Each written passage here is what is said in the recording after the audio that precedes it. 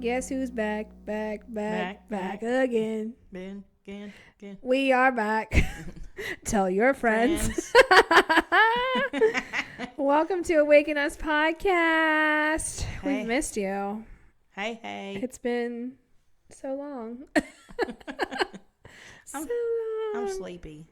I know. Girl, my hair looks like I hit an electrical socket today. It's jacked up today. I've got a lot of volume, which is unusual because normally I look like Schmeagol from Lord of the Rings. Is that how thin my hair is now? But I think because I took that wave thing and then I slept on the wave. Yeah. So then it was like big swole. I don't think I combed my hair today. I had to because I had pieces like this. Oh, I know I didn't because there's the bed head side right there. It's not facing the camera, so it's good. That's good. It's got this side. You can tell which side I sleep on. I am so sleepy. I know. She's fighting it right now, you guys. So we're going to try to work through this podcast. I'm sorry. It's not you. It's me. I don't know. I think it's because you slept a lot. I slept so much the last 2 days. It's unreal. Yeah, I think that's why. Which, I mean, I'm guilty too because last night I went to bed. After we got home, we fed the dogs and let them run around. But we went to bed right after that. And I got up at 6 something to take my meds. And then I went back to bed. Which a lot of times I'll just get up and start my day. But I was so tired. Like, I feel like when I was walking to get my medication, I was like this. Yeah. I couldn't even open my eyes. I slept till 9:30 today. But yesterday I slept till 12:30. Like almost 1 o'clock actually. It was past 12:30. Wow. And I think I could have slept more. You probably could have slept for 24 hours, Oh honestly. my gosh. I thought, oh my gosh, turning 50. You heard correct. I am 50. I know I don't look it, and I definitely don't act it. Except my body. My body acts 50. It's like, ma'am. That's the only one that didn't get the memo. Yeah. It's like, ma'am, we are 50 years old. What are you doing? You can't be dancing around with these kids. Because I do. I dance around with my kids. You're like, bet. And I dance around and I move around. And then the next day is my body goes, you know what, ma'am? We did not give you permission to do That's that. That's right. Rude. So we're exhausted. Yeah. I mean, I think about it now. It's almost 2 o'clock already. And I'm like, I could go to sleep. Where's the day gone? And it's so beautiful outside. Can we just say that? It's beautiful. I want to be on the beach. But it was beautiful yesterday, too. Oh, yeah. So I want to be on the beach right now, but I'm pretty sure I'd be in my chair asleep. Yeah. Same. Me too. I can't wait to vitamin D time, though. I love... Yeah. This year I have promised myself that I'm going to the beach more than I did last year. Yeah. I think I might have went to the beach like maybe 5 times, 6 times. No, that is unacceptable. Yeah, so one of the things that Rob and I talked about too was that we usually go to the beach and go surfing pretty regularly, right? And last year we didn't go at all. Not one single time. What? The year before that. You didn't go one time. Not one time. The year before that, we were at the beach almost every weekend. You know, I would be like, hey, we're going to Bradley Beach if you want to come. We would just go every Sunday. So this year we need to go, and I'm going to get a surfboard. But I don't want the big long board. No, get a shorty. So does that mean like it's cut in half? Yeah, it's a short board. So it's like a 4 or 5 footer. But I don't want to stand on it. You don't have to stand on it. I just want to lay on it. You can ride it with your stomach. Okay, cool. Yeah. There's a term. What is that called? I can't remember. I can't remember what they call it, but anyway, real surfers sometimes make fun of them because they just body surf instead of standing up. But that's all I want. I'm not a real surfer either, really. And I say, but to be truthful, I've only gotten up on my board so many times because the waves are so lame here. So right. You have to go like at a specific time, and a lot of times it ain't it here, or it's right before a storm. Oh, cool. So if I want to really be able to get on my board a lot, it's going to be going to a different area. Like Jack's Beach has a good area for surfing. Cool. They have a big local surf crowd there, so we'll have to go this summer. We just need to drive to Jack's, and well, you fell in love with that area anyway. I love it. That's where I'm moving next. Yeah. Ma'am, no, you're not allowed to go to Florida. We've already talked about this. Okay, I won't leave you. You could vacation there, though. Okay, we'll go together. Okay, I'm fine with that. So, ma'am, what are we talking about today? I'm curious. How's our rabbit trailing? So today, I am so excited about this topic. It's something that I think is important, one.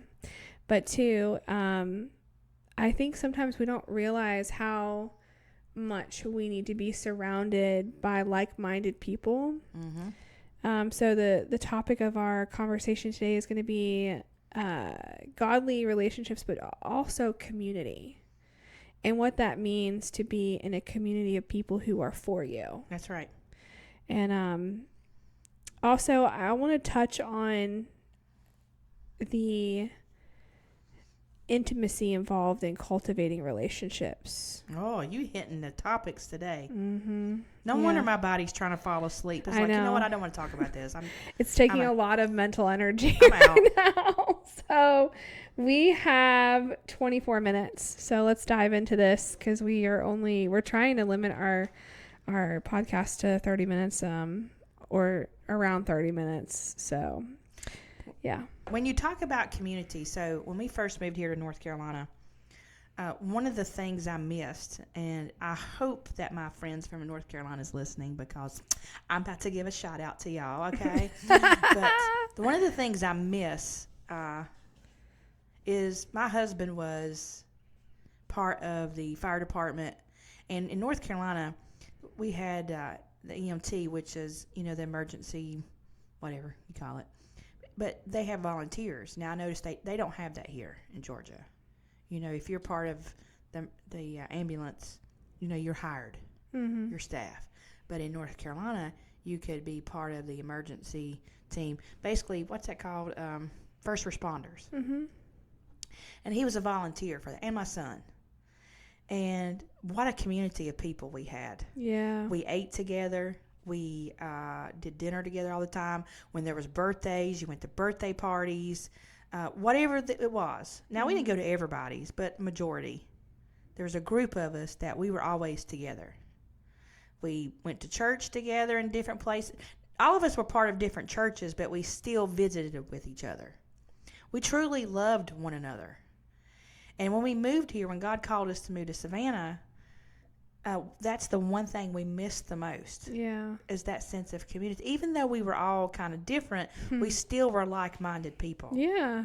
And respected one another. Yeah.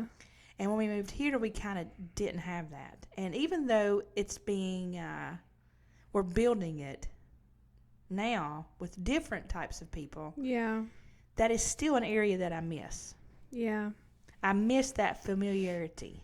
Yeah. They knew exactly who you were. There were still people in the group that got on my last ever-loving nerve. That's anywhere. But you know what? If they needed me, I would be there. Yeah. And vice versa.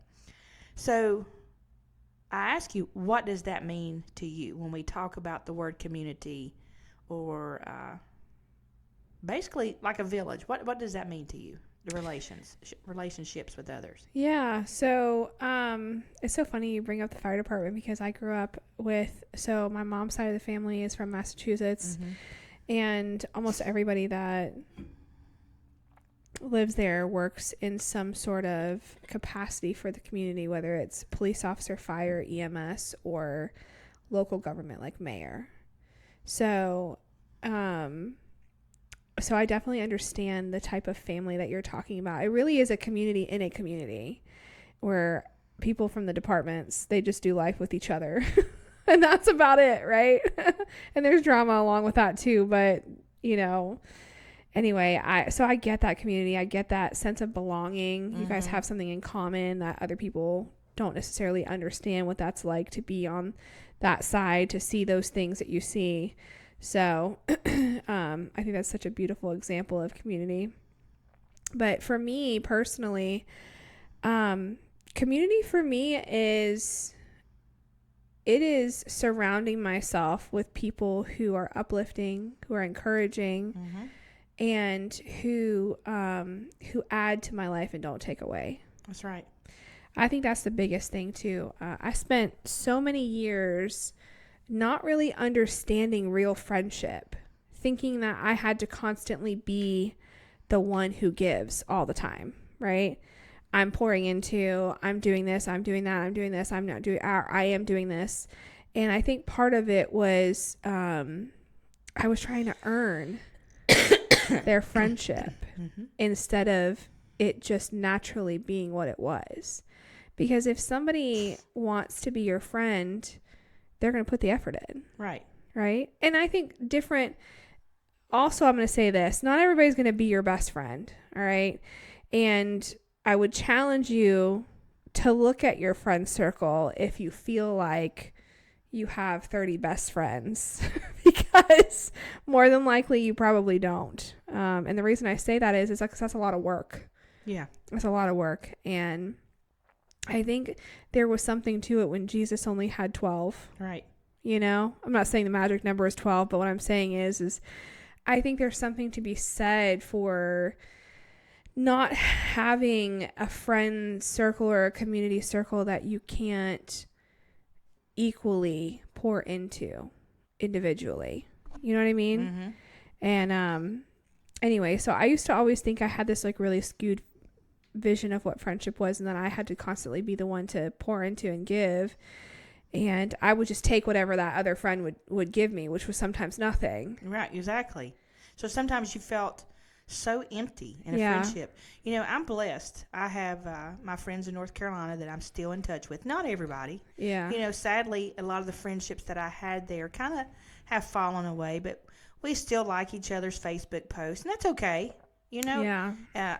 It's good for me to see those friends that are thriving. They're thriving either in their calling, with their work, whatever. I'm going to always cheer from them. Yeah. You know, and if you have friends that are kind of like not your everyday friend, Yeah. and you're still not rooting for them or happy for them, check yourself. Yeah. Because even though these friends that I had that I hung out with there, to see them thrive is still a blessing to me. Yeah. And that's okay that we don't talk every day. Yeah. Well, I think also, I'm sorry, go ahead. Oh, well, what I was saying is I still have those friends that they're my prayer warriors. Yeah. And then there's other friends that I still talk to them and they make me laugh. Mm-hmm. But I think moving here to Georgia has shown me a different way of looking at friendship. Mm-hmm. You know, a lot of people get intimidated by our friendship. Ours? Yeah, they get intimidated by it because we do have a very close relationship. Yeah. We talk, we laugh, we cut up, we know what each other is saying. But what they don't understand, this was a God-led friendship. Mm-hmm. From the moment we met, from the moment we get up in the mornings, our focus is not each other, our focus is God. Yeah, that's right. And so, to me, for community here, it's where is God in your friendship? We know where He is with each other. Yeah. He's my first priority. Yeah. And I think for people to have that friendships, where's God in it? If God's on the back burner of your friendship, then maybe that's why that friendship is draining you. Where is it? Mm. And I'm going probably going on a totally different topic than what we had attended. But where is God in your friendship? Mm-hmm. Where is God in your relationship? I also think, just to kind of piggyback off of what you were saying, I think there are friendships that have seasons. Yeah. And I think it's okay for you to accept that some relationships you have seasons of really close friendship. And then you have other seasons where you're not as close, but you're still, like you said, cheering for them, rooting for them, you know, but you are not as active in that friendship as you once were. I mean, I have friendships that I can think of right now where when I was in a different place in my life, we were close, like best friend status. But my life has changed so much in the last 6 or 7 years that some of those friendships fell away as I began to change, my circle began to change. And I don't think that's a bad thing, because I think also if those people called me right now and they needed me, I'd be there in a heartbeat. Right, amen. It doesn't change the foundation of our friendship. But there are seasons in friendship too. And I think it's okay to be in a season where there's distance. Mm-hmm. Because that distance doesn't necessarily change the foundation of that relationship and where it was originally cultivated. Mm-hmm. So I have some friends that I talk to that every 6 months we talk on the phone for like an hour or 2 hours, right? Catch up on what we've been doing, what we've been going through, and that's it. And then we'll talk again in a couple of months or whatever. And that's okay. You know, I look at friendships as 3 things. Four things. A lesson, a blessing, a reason, and a season. Mm-hmm.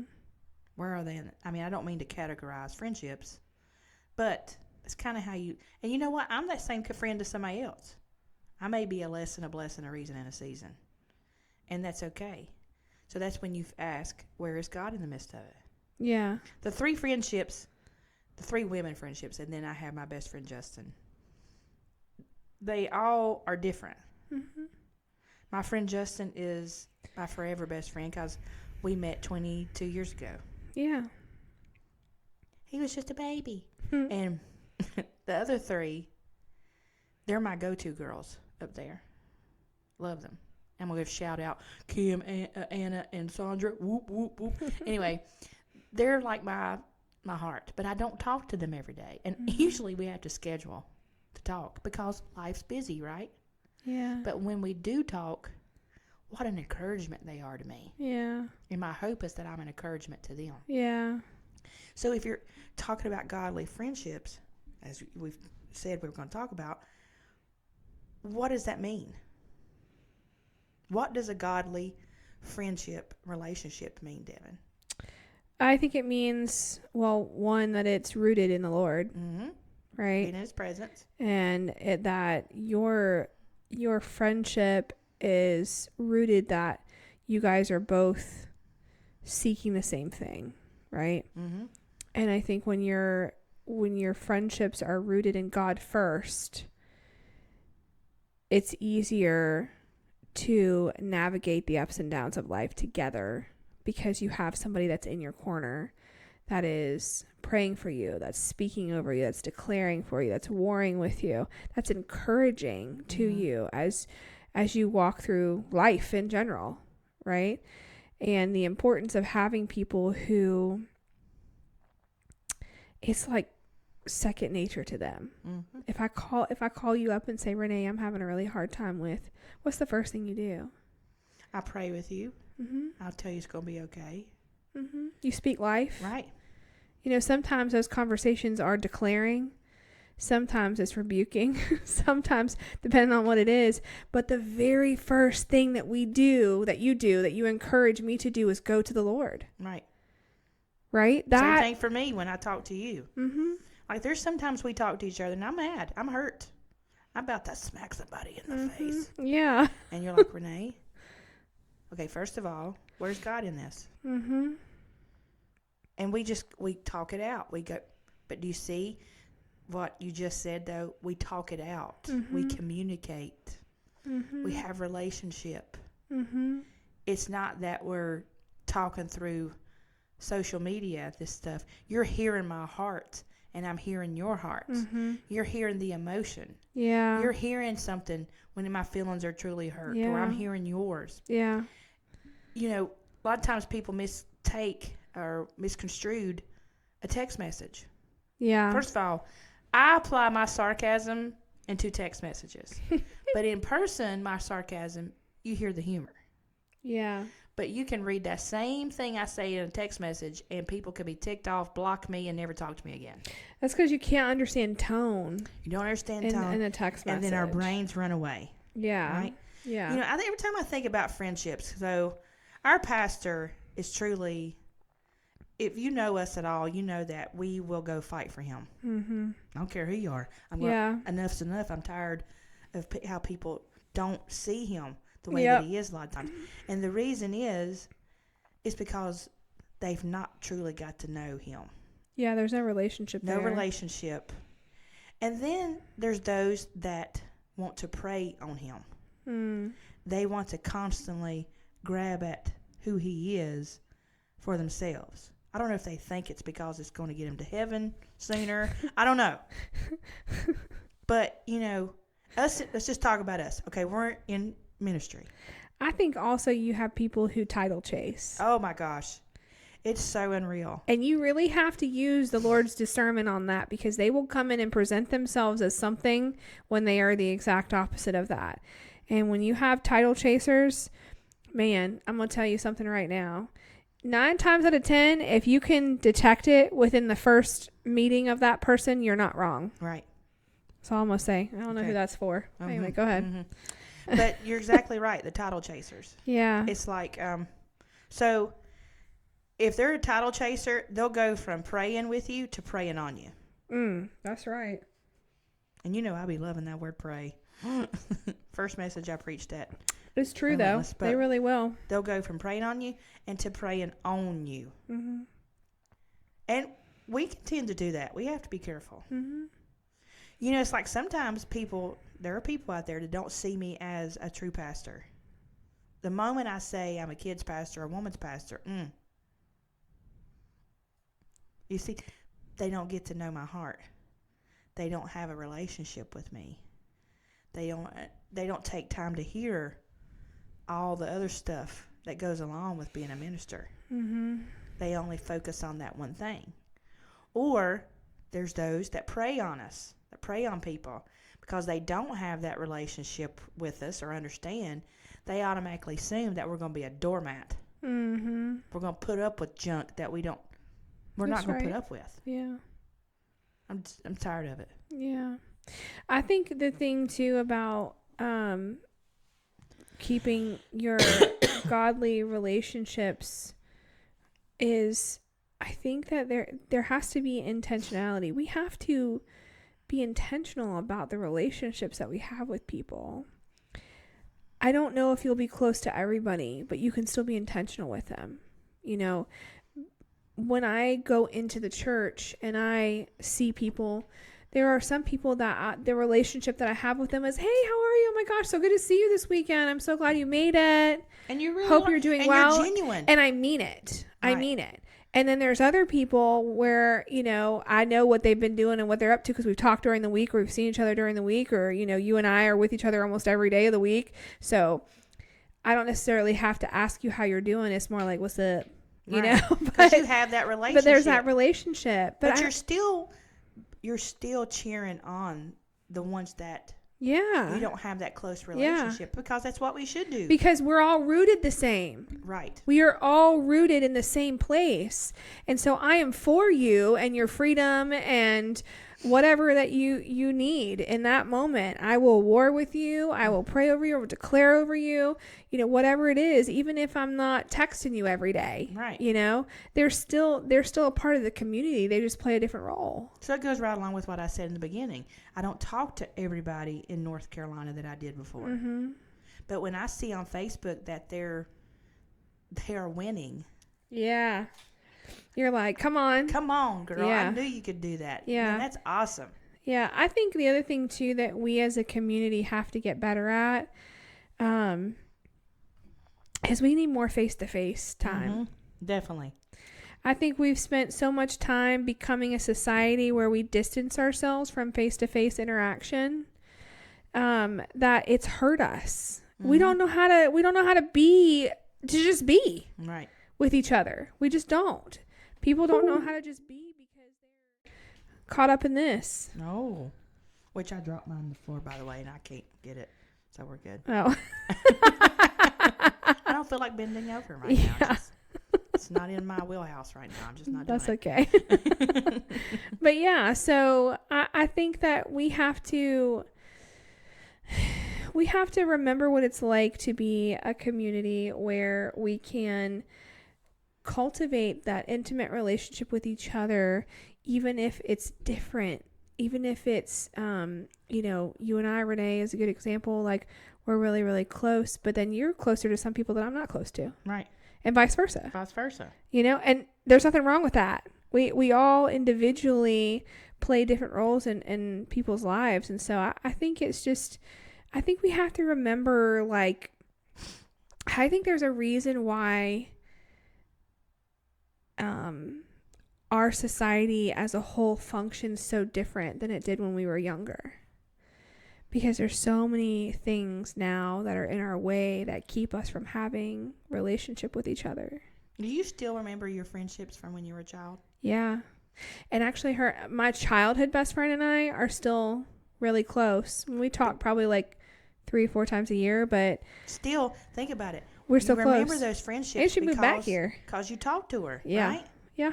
You talked to her. You had a relationship with her back then. So it's still, it left an impression on you. Even now, like when big things happen in each other's lives, we call. Right. And we're still like the only people that we go to that really understand each other from when we were younger to now. You know, I lived with her when I lived in Washington, when I moved from Hawaii to Washington, I lived with her and her husband. I moved there and I lived with them for, I don't know, maybe 3 months. And then I moved into a camper. I lived in the camper. And, anyway, I think that we are so quick to distract ourselves. And I'm guilty. Okay, I'm going to say it because I'm guilty, all right? I'll pick up my phone and I will hit this little Facebook app and I'll be like, oh, Susie's having a baby. Like? Yeah, and that's it. I don't text her and be like, oh, girl, congratulations. Or, how come you didn't tell me? It's just I feel like I've done what I should have done as a friend and I hit the heart button. Yeah, that's it. That's it. That's all you get from me now. You know what my husband sometimes do, and we're kind of like recognizing it. Yeah. We will be on the couch. Y'all both be scrolling? But we'll send each other TikToks, and we'll both be laughing at the same time. Like, but we won't talk about it. Yeah. And I'm like, what are we doing? Yeah. I listen, okay, the reason I'm bringing this up is because I have caught myself. Rob and I are the same way. At night, I'll turn the TV on, like get settled in, and we'll both be on our phones like this. Yeah. Scrolling. And I'm like, and I'll finally, like, at one point, I'll put my phone down and look at him and be like, do we just not care to talk to each other anymore? See, that's it. Well, sometimes I'm tired. I don't feel like talking. But it's habit. But it is a habit. It's habit. It's not because either one of us are, too through with each other and don't want to speak. It's just habit. Right. You know what my son did? So, my son, he's so kind. He's such a sweet young man. And I'm not meaning to tell his business, but he's a Christian. He follows Jesus, but he's not where I'm at. And that's okay. Yeah. That's okay. He doesn't always come to church. That's fine. That's fine. He doesn't pray like I pray, but he prays. Yeah. So, anyway, I say all that. So, last week he was talking. He goes, Mom, I am taking Facebook off my phone for a little bit. I said, okay. Why? He goes, I don't know. I'm on it too much. And it's robbing me of some other stuff I could be doing. And so maybe Thursday night or something, he was talking about how he's like, man, I didn't realize how much I was on it until I go to grab my phone and realize it's not there. Yeah. And so look at my son pouring into me. Mm-hmm. And he's so true. It's so true. And he's so right. And that's the same thing that I find myself doing. Yeah. Like sometimes I realize I'm on it. Well, in ministry, a lot of times I'm not on Facebook. I'm helping people. I'm praying with somebody. I'm trying to direct them. But, I still need to have boundaries myself. Yeah. Like, I should cut off the fact, okay, I understand, Susie Q, that you're needing prayer right now. And I get it. But you know what? If I'm with my family, I need to be with my family. Yeah. Susie Q has still been heard by God. Yeah. I'm not going to get that prayer through any faster than she can herself. Yeah. God knows what's going on. Well, and also, too, like, being that intentional with your friendships, too. Like, putting your phone down if you're at lunch with somebody. Yeah. And it's habit. Because you know why it's a habit? Because sometimes being vulnerable, it's hard. But if you got your nose in the phone, then it kind of helps you just a little bit. I've been out to dinner before, and I've watched entire families, every single one of them on their phones. Not a single one of them talking. Yeah, I've done that. Not a single one of Yeah, them I'm saying nothing guilty. until the food comes. We're all guilty of that. I'm like, daggum. We are there. I think We what I'm are gonna there start as a doing. society. So this week, if we go to lunch, well, you're in business, so I guess It's hard for harder me. you. Yeah. But when I'm home. When you're home, Mm-hmm. just put it down, and that's what I'm going to do. Unless I see it's you calling, then I'll answer. Sometimes I stick my phone when I come home from work, especially if it's been a crazy day. I stick my phone in the bedroom. That's what I'm going to start doing. And then I'll just come out and I'll be a part of what's happening out here in the house. But I just leave it there. I'll go back in there and I'll check it like right before bed or whatever. And if I've missed something, I've missed it. But you've got to have that separation. We are so tied to our devices as a, society. And I'm guilty of it too because, really work does that too. We've made having careers also centered around our devices. So like I've got apps for work on my phone. Right. Like the other day I was laying in bed, I was listening to property from my phone. Like, you know what I mean? Just crazy stuff like that where it's just too easy. It's just way, way, way too easy. So. Well, if it's affecting our relationships with each other, look how it's affecting our relationship with the Father. Yes. Okay, so many times, I just want to tell you what the Lord has been showing me over the last couple of weeks. This is going to tie right into what we're talking about here. So many times in the last 2 to 3 weeks, the Lord has said to me, when I have been on my phone just aimlessly scrolling, you could be spending time with me. I kid you not. Why do you want that more than you want me? Oh my gosh. Stepping on my toes. Well, look what's happened to our new generation coming in, Devin. And I say this from personal experience, okay? Yeah.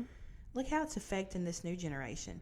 They meet people online that truly can make themselves look any way That's right. they can make themselves look good. Okay, I'm going to give an example. So, someone I know, I'm not going to say who or they'd kill me, met this guy over Snapchat, Instagram, TikTok. They checked all of them, okay? And he made himself out to be a bull rider. Had all these pictures posted, never close up. She recently found out that he's not a bull rider, that all the pictures and videos he shared was actually stuff that was on the internet. It was somebody else.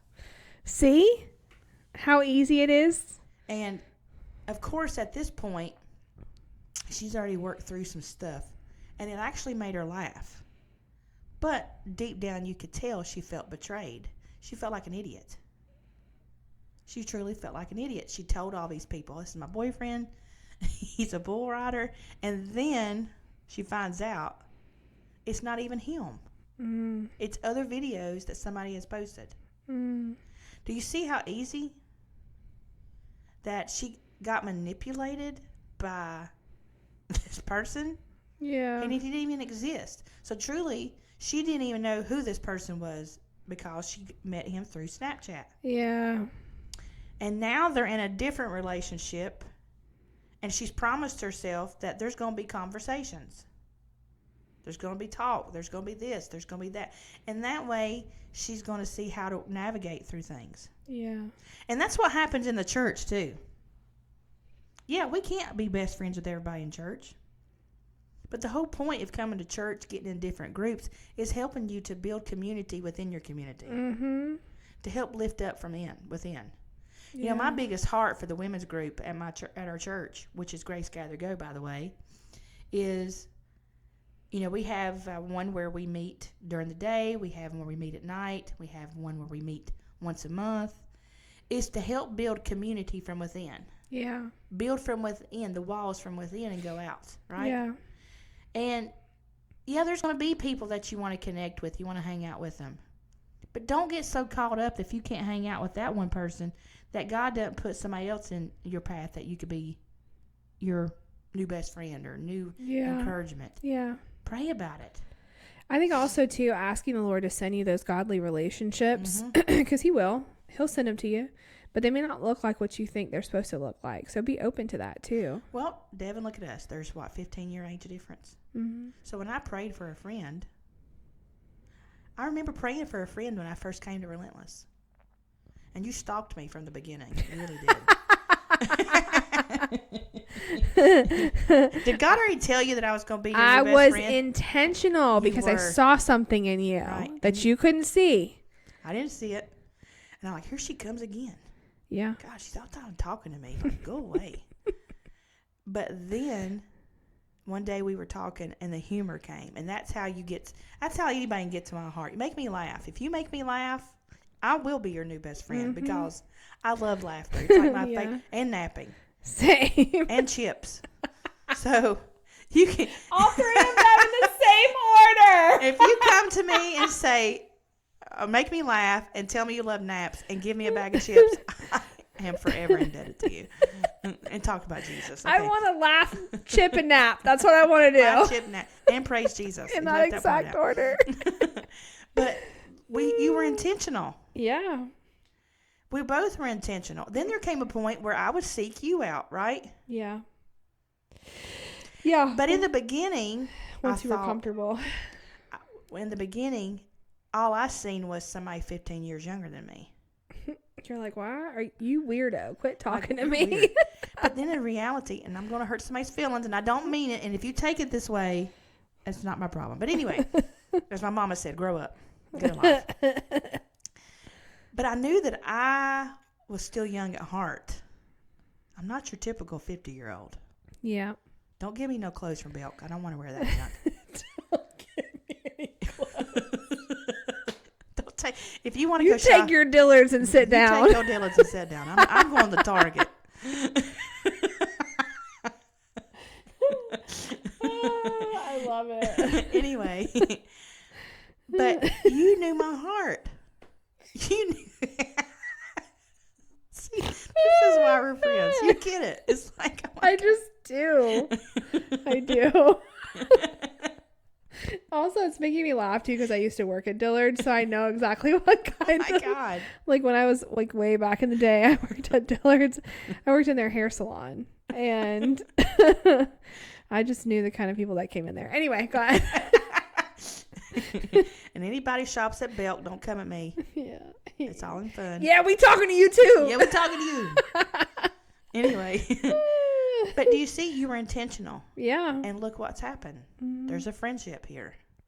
Yeah. And even if something happens and I do move to Florida. Ma'am, no. No. We will still be best friends. Will we be as friends as we are now, as close? No, we're not going to see each other as much as we do. But that doesn't mean that we're not friends. Yeah. Even if we'd have to be more intentional. I think that if the Lord moved you or me for ministry purposes. The other one's going to. Yeah, probably. We'll find a way.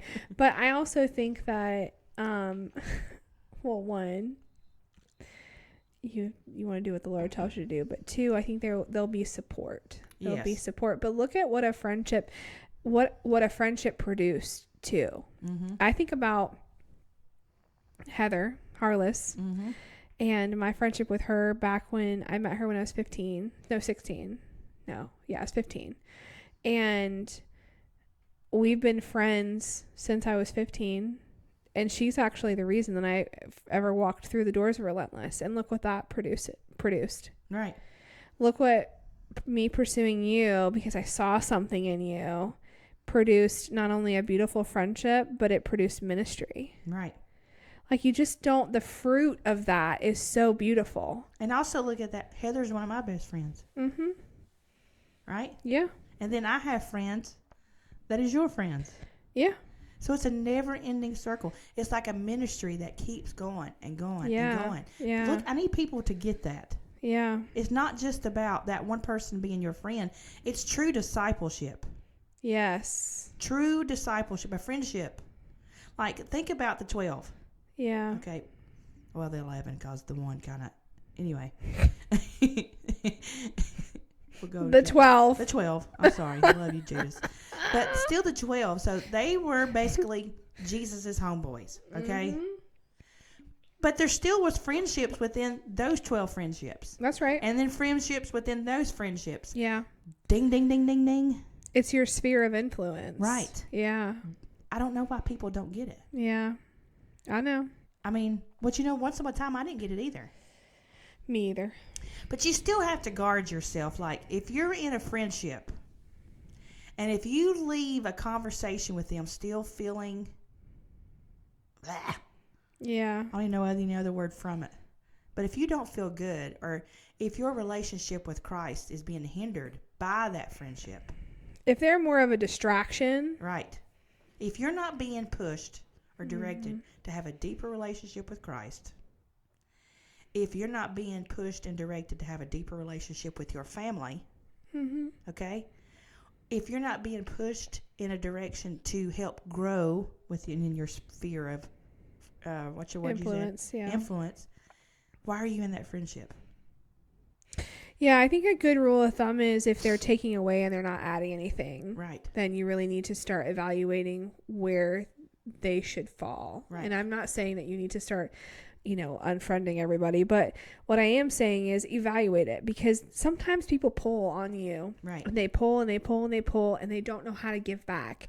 And so I think that you can have an honest conversation with somebody, but if there really is no value in that relationship, then maybe it's time to close the door. I mean, you have to decide that for yourself, but I would encourage you to pray about it. One, go to the Lord, because he will tell you. That's the thing. Like, it's not this big complicated thing. Ask God. He'll tell you. He will show you one way or another. It may not be through this big, like, don't be their friend. It could be just that he shows you in other ways. Like, maybe they end up getting a job and relocating somewhere, and boom, that's your answer. Right. Maybe they distance themselves from you, and boom, that's your answer. Right. Maybe things happen naturally, but I would encourage you to go to the Lord about it, because he cares about that too. He does. Well, my first marriage, as people know, did not last. There were some things about that marriage, I won't discuss it here, but it affected me. And I had a sister-in-law, and I know she's listening. Hey. And hey, sweet woman. Yeah. But for when I first got out of the marriage, I didn't talk to her. Yeah. It triggered me. Well, then a time came to where I'd healed, and I found her again on Facebook. And you know what? We talk sometimes. When I'm in North Carolina or West Virginia, we try to get together. Yeah. It don't always work out. Yeah. But see, now it's just her who happens to have this in common. Yep. And that's it. I'm not triggered anymore. Yeah. Sometimes friendship will trigger you to a place you don't want to be. Yeah. It's okay. Yeah. I would encourage you to evaluate that for yourself and decide what it is that is, and there's seasons for that, right? There was a season where you couldn't do it, and now there's a season where you can. I can. I love her to death. She's just a sweet woman. Yeah. So, I mean, I think sometimes no isn't always no, It's just no right now.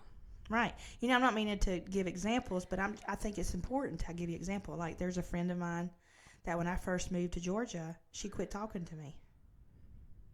And it hurt me deeply. Yeah. And I worked past it.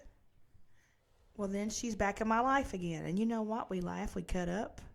And she told me. It triggered me. It made me miss you when you first moved there, and I didn't know how to handle it. Well, and there's grace for that. Right. There's grace that you give people for that, because sometimes, like she said, they just don't know how to handle it. Yeah, she did not know how to handle it. Yeah. So anyway, pray, evaluate, as you said. Seek the Lord. Yeah. Don't make yourself stay in a friendship that's going to hinder your walk with God.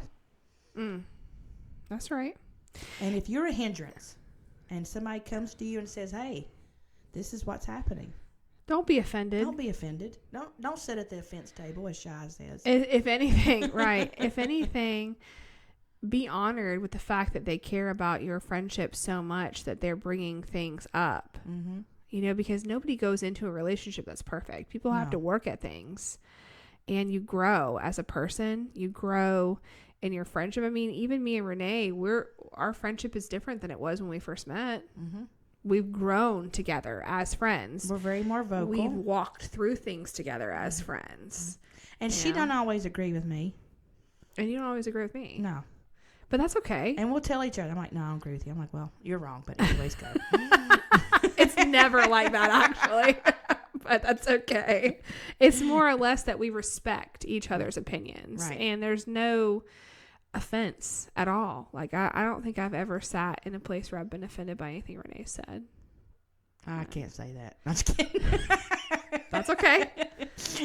But there's grace there. Well, right? the thing is a lot of times when I do get offended, it has nothing to do with you. It's something that God's stirring up in me. Yeah. And then I'll say, okay, what you said last night or yesterday or whatever, this is what God showed me. And I thank you. Yeah. That's more so what it is. But see what's happening. You're allowing God to use you and going into those dark places and lighting it up. Yeah. And it has nothing to do with hurt feelings. Nothing. Well, it's you accepting growth too. Right. And same for me too. Like before we recorded the first podcast, Renee and I were having a discussion about some things, and I said something to her about, you have to stop, right? And so then we started talking about something else, and she's like, you have to stop. And we find each other like bringing to light different things that we're both dealing with. Right. But it all came down to like we were both pouring into each other and trying to be positive, but also saying, hey, it ain't that complicated. Just do it. Just do it. But we are both open to receiving that. That's the difference. Neither one of us are going to walk away not speaking to each other now. No. It was like we were uplifting and encouraging each other. It was pouring into each other. And so I think that's the difference too, is like, how do you look at it? Are you looking at it through the lens of negativity? Or are you looking at it as, this is really encouraging. Thank you so much for doing that. Thank you for valuing our friendship so much that you could speak what you needed to speak. Same way with the pastor at in your church, your house, whatever you're part of. Yeah. Our pastor is very encouraging and uplifting. Mm-hmm. Now, sometimes his delivery is a little... It's a little rocky. It can be a little rocky. It can. You're like, I don't actually think rocky is the right word. I think he's very bold. Very bold. And if you knew him and took time to know him, you would see he's the same way. He teaches the same way that he is. Yep. It's no black and white for him. He's going to say it directly, either way. But he speaks the truth, and I think that's the difference, is that the truth will offend people because people are too comfortable. Right. But he speaks it in a way he wants you to get it. Yeah. Just like right now we're saying, learn from our mistakes. Yeah. We want every person that is watching or listening or whatever, we want you to have true godly friendships. Yeah. Enough's enough. Yeah. Take your place. That's right. Surround yourself with people who are going to uplift, encourage, pray, declare, and just be a friend to you. Genuinely care about you and be a friend to you. Do that. Because it points to who first? To the Lord. That's right. So I speak that if you are wanting that the Lord is going to place that in your life. So I just declare that right now over everybody who's listening, that God, that you would surround everybody with godly friendships and a godly community, Lord, that their number one priority would be you first, Lord, and uplifting and encouraging everybody as a body, that they would find a new community, that they would be surrounded with people who just love you. And that you would be at the center of all of it. So, Lord, we just thank you for that, God. We thank you for the new relationships that are going to develop. Lord, we thank you for the clarity that's going to come in these relationships that already exist, Lord. And we just say that, we speak against the spirit of offense. And we say right now, you have no place. No. And that you cannot be offended when you are truly rooted in the Lord. There's no room for it. So we just thank you, God. We thank you for that, Lord. And we thank you for the opportunity to talk about you, Lord. I could never say it enough that we are so blessed to live in a country where we can speak freely of you, God. Yes. And I don't ever take that for granted. So thank you, Lord. Thank you, Jesus. Thank you, Lord, because this podcast is yours. This platform is yours. It's all for your glory. This vision is yours. And Lord, we thank you for that, God. Yes, Jesus. We thank you. We love you. In your mighty name. Amen. Amen. That's another good one. That's good, girl. Good. Remember to email us with AwakenUsPodcast@gmail.com. Even if you have questions, if you have suggestions, if you have words of encouragement, we welcome it. Yeah. We would love it, actually. We would love to hear from you. Yeah. No matter what it is. We may block you if it's negative, but I'm just kidding. Renee's all about blocking. I will block you. Actually, on a real, please go look us up on Facebook, like our Facebook page. I know I was talking about socials, but let's get real. This is a society that we live in. If we want to reach people for Jesus, we have to meet them where they're at. Right now, everybody's on their phones. I would just appreciate that. We don't have an Instagram yet. I don't believe in TikTok, so we're not going to go there. I believe that the Lord can use the platform of YouTube, Spotify, Apple Podcast, Facebook, and Instagram just fine. Yes. One more is just, I don't actually believe in TikTok. So I'm going to speak for myself. I can't speak for Renee, but Guilty. For me personally, I have to limit myself on how many things that we're doing in TikTok fell at the bottom. So anyway, we love you guys. Yes, we love you, and email us. We want to hear from you. My biggest thing is I want to pray with you guys. Yes. I want to pray over you guys. So Renee and I don't take this lightly. No. By any means. And so if there are things that you're struggling with, we want to help you with that. That's what this whole thing is for. It's not about, it's nice to be on here and to be funny and joke around, but really and truly it's to be able to help you guys. And if you need help, and if we can't help you, we'll help get you to the people that can. That's right. We'll help you build relationships where you need to. Yep. That's Plain it. and simple. Yep. That's it. We love you guys. We'll see you next time.